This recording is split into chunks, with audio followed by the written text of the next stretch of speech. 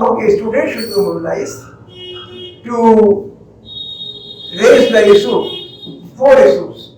Number one, free thinking should be promoted rather than suppressed. BJP का character है कि free thinking नहीं हो. If you can think in the narrow sense of the BJP, which has hardly any vision, no sensitivity, no truth, तो फिर आपको गुलाम बनाने वाली बात है. The student should value the meaning of free thinking, and that is under threat. Number two, tuition. अभी जो नई इकोनॉमिक पॉलिसी इनकी आई है, कहा तो इन्होंने ये कि हम बाहर से we will invite 100 universities to open their campuses in India. लेकिन please understand that the university that will come from outside, they in their own countries private will charge more tuition than the government universities like in America. The tuition in private colleges or universities is much more than the in state universities, and state universities are also very good. So private universities को जब वहाँ नहीं टिक पा रही वो, they want to open the campus. Consequently, fees will not be small. Tuition fees will be very high, and unfortunately, they will be able to attract professors or faculty from Indian universities. So they will be short of good manpower, और इन universities की fees इतनी ज्यादा होगी that they will not be accessible. नतीजा क्या निकलेगा? जैसे पहले IIT था, in IIT the tuition at one time was very low. Now it has been raised to 200,000 rupees per year. 2 lakh रुपए साल फीस लगती है IIT दिल्ली में बीटेक प्रोग्राम की. अब उससे फायदा क्या होगा? पहले प्राइवेट जब IIT की फीस कम थी, like it was 25,000 rupees per semester, so 50,000 rupees per year. तो प्राइवेट वाले कहते चलो भाई IIT से दोगुना कर लेंगे, तो 60,000, 70,000, 1 लाख तक उनकी ट्यूशन थी. जब IIT की ट्यूशन 2,000 लाख हो गई, तो प्राइवेट यूनिवर्सिटीज के लिए इंसेंटिव मिल जाता है टू रेज द ट्यूशन. हालांकि ये दूसरा प्रॉब्लम खड़ा हो गया है कि in the last 2 years the total intake in BTech level in our country is about 17 lakhs. 17.5 lakh का इंटेक है. बहुत सारी सीटें खाली पड़ी हैं, तो इंजीनियरिंग कॉलेज नीचे जा रहे हैं. तो ऐसी सूरत में आप बाहर की यूनिवर्सिटीज को बुला रहे हो, तो basically you are trying to do, you are creating 2 tier system in education. Elite के बच्चे पढ़ेंगे महंगी यूनिवर्सिटीज में, और गरीब के बच्चे यहाँ पे they will be out of education, और they will be out because all government sector में तो out of 17 lakhs in engineering, I think the government has only 1 lakh. बाकी सब प्राइवेट ही प्राइवेट है हिंदुस्तान में, तो बड़ी कम आएंगे बच्चे. So I think the education issues should be raised. इसमें एक और मसला खड़ा हुआ है. I think if you look at the new education policy, new education policy में एक बात कही गई है in high school, people will be compulsory for the students to take an ancient language. जो ancient language की आप लिस्ट देखो तो उसमें जो संस्कृत बताई गई है, तमिल बताई गई है, बंगाली नहीं बताई गई उसमें. बंगाली तो मेरे ख्याल से I think Bangla is not there. Most is not there. Tamil है, पाली है, अरेबिक है, पर्शियन है, इस प्रकार की लैंग्वेजेस हैं जिनका ऑप्शन यही अवेलेबल ही नहीं. तो होगा क्या कि people will be by default they will force to take Sanskrit. अरे भाई Sanskrit should be an optional subject. If you want to read Sanskrit. If you don't want to read, don't read it. Why should it be made compulsory? So I think new education policy is also a point of concern that should be told to the youth and the students के सामने अपन ये बात रखें. आपने farmer का सवाल बताया कि how do I view the farmer? That West Bengal politics has been free of communalism, and communism not a small menace. Communalism is the worst instrument of imperialism. Today we are facing corporate imperialism, and I want to give you 4-5 instances. Tata, Birla, या Ambani, Adani, ये क्या है? They are not small things. They have totally captured Indian media.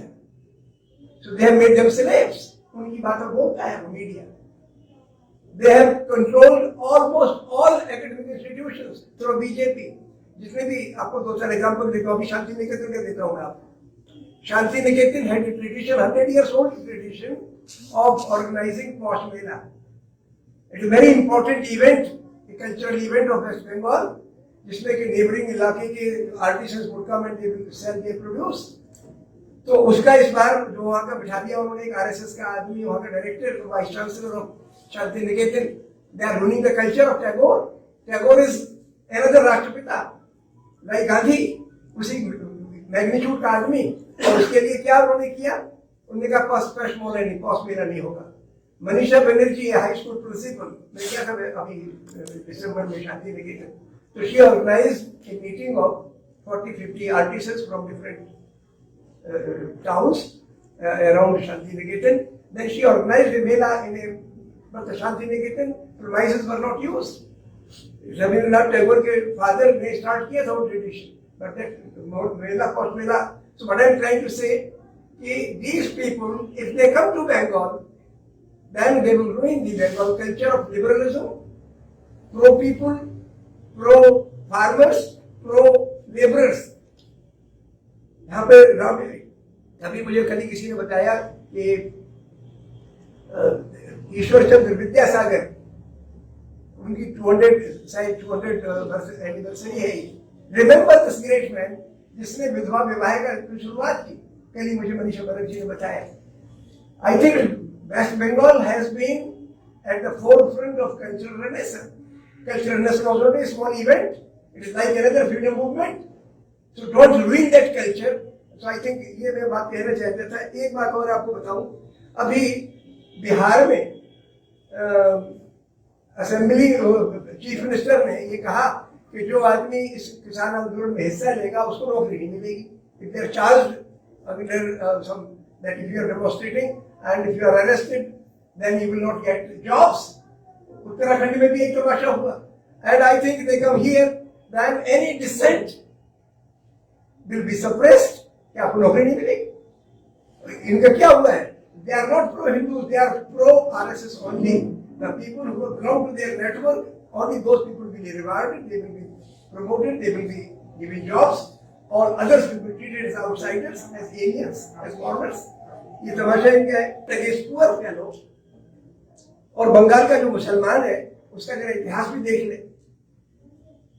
You know, there is a professor in American University, Adam Jones, he wrote a book in 2006. उसने लिखा है कि before 1757, before the arrival of British as or East India Company taking over the Indian reins of power, for 300 years India had no big famines. अकाल नहीं पड़ते थे हिंदुस्तान में अंग्रेजों के आने के पहले 300 बरस तक। मैंने बहुत इतिहासकारों से भी बात पूछी, और मुसलमानों ने क्या किया।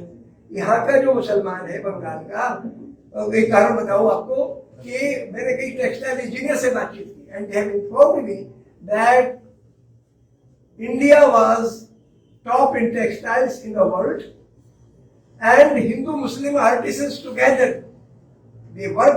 Waste Bengal was at the forefront. India जब कपड़े में दुनिया में नंबर 1 था, तो largely because of Bengal, east and West Bengal. और उस बंगाल में मुसलमान बिल्कुल उसी भागीदारी से जिस प्रकार के हिंदू।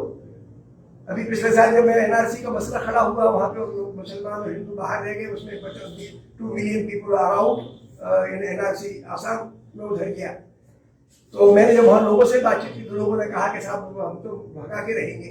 आंसू के लोगों से बातचीत की, मैं घर आया, मैंने एक नोट तैयार किया, then I went again and in the university, Guwahati university they organize my lecture. Education department की लेडी जो थी बहुत अच्छी थी, उस हेड डिपार्टमेंट, उसने मेरे लेक्चर ऑर्गेनाइज किया। आई टोल्ड देम कि ये जो आपके यहाँ मुसलमान और हिंदू आए हैं बंगाली बोलने वाले, ये बंगाल से आए हैं। Bengal is not a alien country, is our own country. हुआ क्या? Because their employment was crushed forcefully. यहाँ के कपड़े में इतनी टैक्स लगा दिए गए कि यहाँ कपड़ा बिकता नहीं था, तो लोग बेरोजगार हो गए। When the artisans, the weavers became jobless, तो माइग्रेट करना पड़ा, उनको इधर से उधर गए और लोगों को समझ में आई बात। I think these are a few things I consider that if we include in our campaign, then we can be more forceful. But the kind of issues that you are raising are superb. I think please go ahead with your approach, and I think you will make a dent. I am very, very pleased जब मृणमय से मेरी बातचीत हुई थी 2 months ago, तो इन्होंने जो मुझे रियलिटी यहाँ की बताई थी, he was very factual about it. He was worried, I was also worried. But today, meeting all of you, I feel strengthened. I feel hopeful about